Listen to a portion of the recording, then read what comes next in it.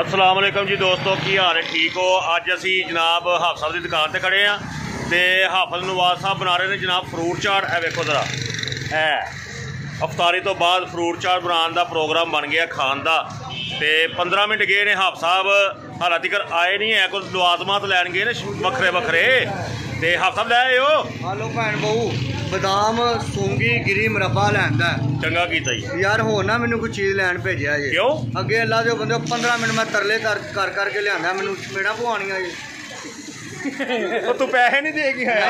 मुरब्बा भी मेरी दुकान तो मंग के लैके आया भाजी। और नवाज पैसे नहीं दे के आया?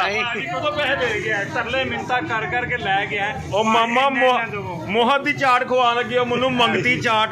लो जी तुसा फ्रूट चाट क्रीम चाट ये तो बड़ी सुनी होएगी। आ वेखो ए मंगती चाट अज पहली दफा वेखण ने। मजेदारी दी गल, खुदा दी कसम केले भी किसे दे घरों लिआंदे जी, सेब भी कितनों लिआंदा जी। अल्लाह पाक दी मुरब्बा मेरी दुकान दा, मुरब्बा की दुकान तो आ गया।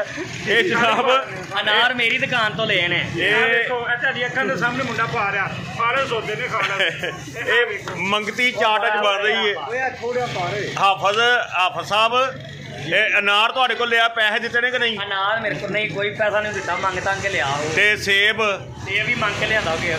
बहुत अच्छे। अज मंगती चाट ते हाफिज़ साहब हाफिज़ नवाज साहब एदा जायका कैसा होएगा? मैं ना भैन 7 घरों जो चीज़ मंग के लियांदी ते जायका भी 14 घरां वाला आएगा। चंगा कीता ही, बंदा टुर गया ही जिहदे को मंग के लियांदा ही।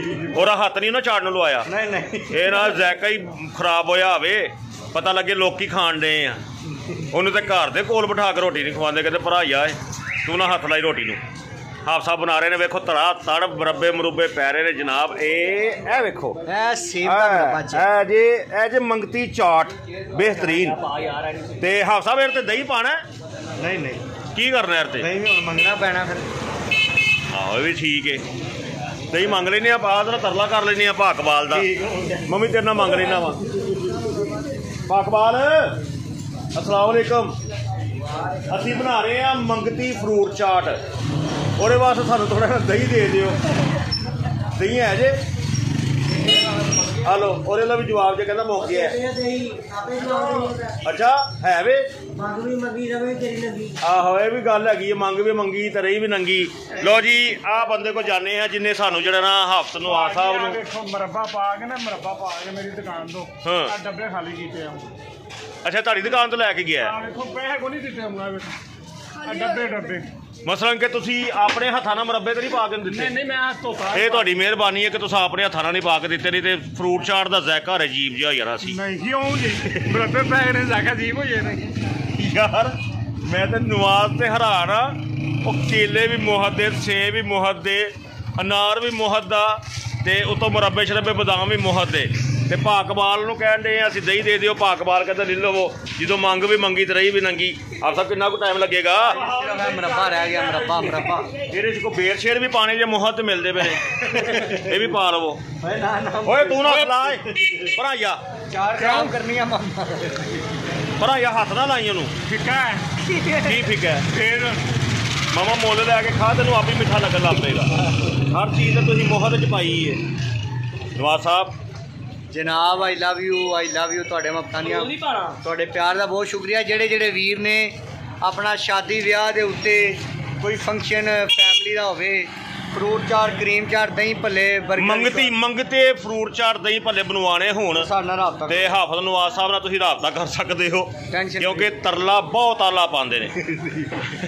ਜਨਤਾ ਬੜੀ ਇਕੱਠੀ ਹੋ ਗਈ, ਉਹਨਾਂ ਨੂੰ ਲੈਣਾ ਨਹੀਂ। ਅੱਛਾ ਇੱਕ ਸੀਰੀਅਸ ਗੱਲ, ਆਪਣਾ ਮਦਰੀ ਸਾਹਿਬ कोई पैगाम रोज़ियां दे महीने च देना चाहो? ਉਹਨੇ ਆਪ ਰੋਜ਼ੇ ਨਹੀਂ ਅੱਗੇ ਪੈगाम ਕੀ ਨੇ? नहीं जी नहीं, हाफिज़ साहब इस तरह की गल नहीं करी दी। हाफिज़ साहब ने और कारी साहब भी ने, साडे इमाम भी ने मस्जिद दे। हाफिज़ साहब बंदे अच्छे समझदार हो, तुसी कोई पैगाम रोज़ियां दे महीने च कोई देना चाहो? मैं देना चाहना इन्हू फतराने दे बारे च, ज़कात दे बारे च कोई दोस्तां नूं पैगाम देना चाहो? फतराना जल्दी तो जल्दी अदा करो ताकि गरीब जेडे ने अपनियां खुशियाँ कपड़े खरीद सकन, ईद की शॉपिंग कर सकन। वाह वाह ठीक है, ज़कात भी जल्दी तो जल्दी अदा करो, लेट करोगे गुनाह होगा, जल्दी दोगे सवाब होगा। कुछ लोग इंतजार करते हैं कि ਅਸੀਂ ईद की नमाज पढ़े तो पहले दे देवांगे, नहीं मगर ये फायदा को नहीं दोस्तों। हाँ फायदा तो यह वे कि जी गरीब औरत या गरीब घर है ਉਹਨੂੰ ਫਤਰਾਨਾ लगता है तो वह कम से कम अपने बच्चे के जुत्ती के कपड़े जोड़े ना वो टाइम ले सकन तो वह भी ईद दी खुशियों शामिल हो जाए।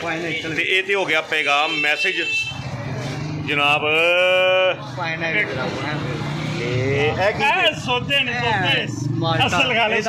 इन्हों के पैसे खर्चे नहीं कि नहीं? कोई इन्हों के भी पैसे नहीं जे खर्चे यार। की बंदा तू होए।